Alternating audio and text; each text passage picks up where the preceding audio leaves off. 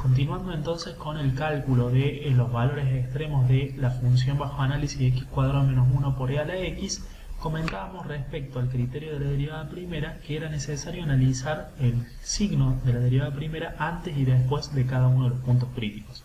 Nosotros habíamos obtenido menos 1 menos raíz de 2 y menos 1 más raíz de 2 como los valores que resolvían la ecuación f' de x igual a 0, donde f' era la derivada de esta función que correspondía con esta expresión analítica. Recordemos que raíz de 2 es aproximadamente 1,4, entonces vamos a utilizar ese valor para aproximar estos números reales, para ubicarlos de este modo: menos 1 menos raíz de 2 menos 2,4, menos 1 más raíz de 2 más 0,4 en la recta real.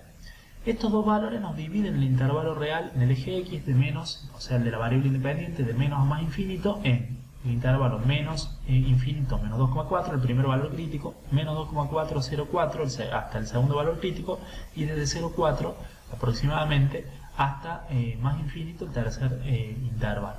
En cada uno de esos intervalos va a haber un cambio de uno a otro de signo de la derivada primera en el caso de que se trate de un máximo o un mínimo, o un mantenimiento del signo de la derivada primera en el caso de que se trate de un punto de inflexión.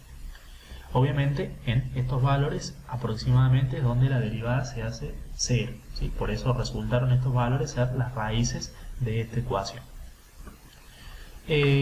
Acá he evaluado la derivada primera, o sea, esta expresión x cuadrado más 2x menos 1, todo eso por e a la x, en cada uno de los en 3 puntos, y estos 3 puntos, ¿cómo los elegimos? Justamente para eso hacemos esta división, para orientarnos. Elegimos algún valor que pertenezca a cada uno de estos intervalos. Como tengo 3 intervalos, necesito 3 puntos, porque 3 intervalos se corresponden con 2 valores críticos que son en los que se produce el cambio de signo o el mantenimiento del signo si se trata de un punto de inflexión. Entonces yo evalúo antes y después de cada punto crítico. La ventaja de hacer esto es que yo puedo, el valor del medio, por ejemplo, es posterior al primer punto crítico, pero es anterior al segundo. Entonces puedo calcular 1, 2, 3 valores, y con esos 3 valores concluyo la naturaleza de los valores extremos, ¿sí? Los puntos críticos de primera especie que había obtenido sus abscisas, sus coordenadas x, aplicando el criterio de la derivada primera.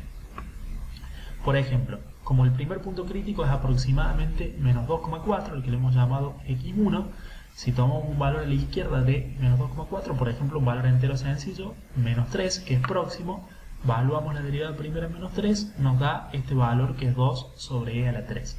Recordemos que e es un número natural, ¿sí? Aproximadamente entre 2,7 y 2,8, entonces eso elevado al cubo es un número positivo, 2 dividido ese número nos da un valor positivo. Lo importante aquí es que consideremos simplemente el signo.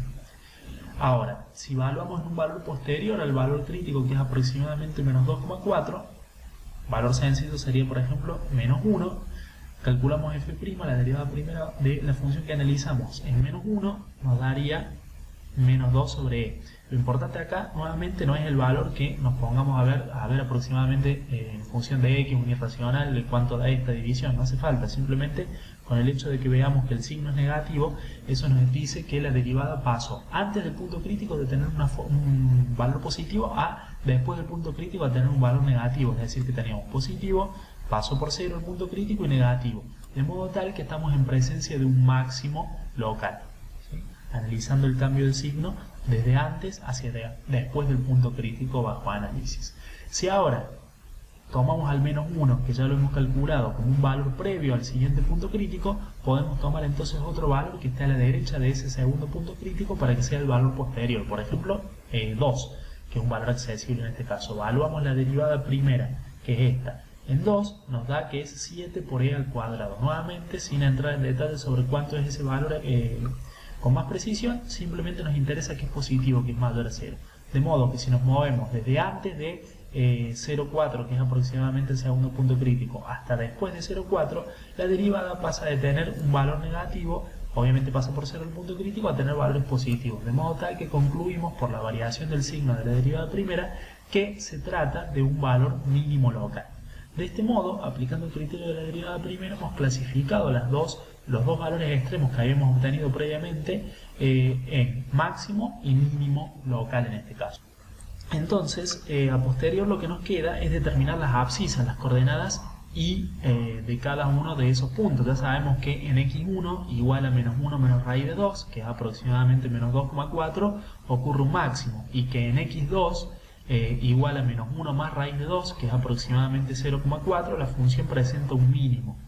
Pero sabemos solamente las abscisas, no sabemos las ordenadas o coordenadas y de esos puntos. Como la función que estamos analizando es esta, ¿sí? Estos valores x1, x2 son puntos que pertenecen al dominio de esta función, donde la función presenta un máximo y un mínimo. Para obtener las coordenadas y, o sea, las ordenadas de esos puntos, tenemos que evaluar la función en esos puntos para obtener su imagen, que eso es lo que hacemos acá abajo. Entonces, si hacemos acuérdense que por ahí a esta altura del ejercicio ya hemos trabajado con la derivada primera, evaluamos antes, evaluamos después, por ahí se confunde, a posterior vamos a usar la derivada segunda, entonces por ahí estamos trabajando con la función, su derivada primera, su derivada segunda, y a veces nos confundimos.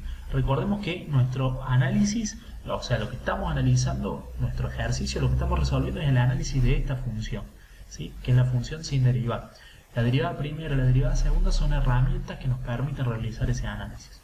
Entonces, en este caso, si nosotros queremos obtener las ordenadas de los puntos críticos, tenemos que evaluar la función original en cada uno de los valores críticos que hemos obtenido para obtener la imagen y poder saber cuál es la coordenada y de cada uno de esos puntos. Entonces, nosotros sabemos que hay un valor crítico en menos 1 menos raíz de 2 que resultó ser un máximo. Si hacemos la función original evaluada en ese valor, en menos 1 menos raíz de 2, nos termina dando aproximadamente, recordemos que tenemos acá números irracionales de por medio, con dos decimales 0,52. En el caso de que, y esa sería la imagen del primer punto, entonces en x1, menos 1 menos raíz de 2, y 1, que sería la ordenada esta, 0,52 aproximadamente, o sea, en menos 2,4, 0,52 tenemos un máximo local.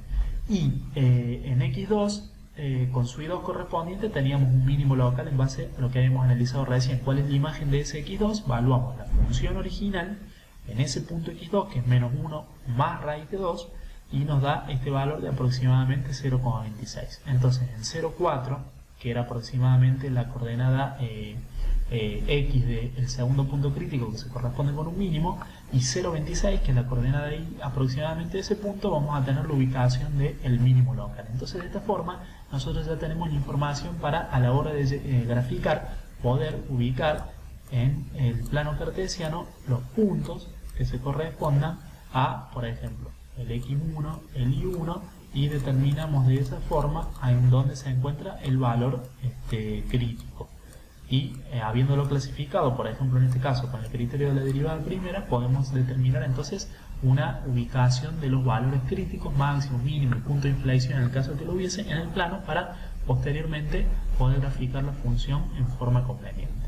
Lo que seguiría sería, en este caso hemos utilizado el criterio de la derivada primera, pero también podemos discernir máximos, mínimos y puntos de inflexión de tangente horizontal, es decir, puntos críticos de primera especie, mediante lo que se denomina el criterio de la derivada segunda. Para emplear el criterio de la derivada segunda, vamos a necesitar calcular la derivada segunda de la función, que es lo que hice en esta parte.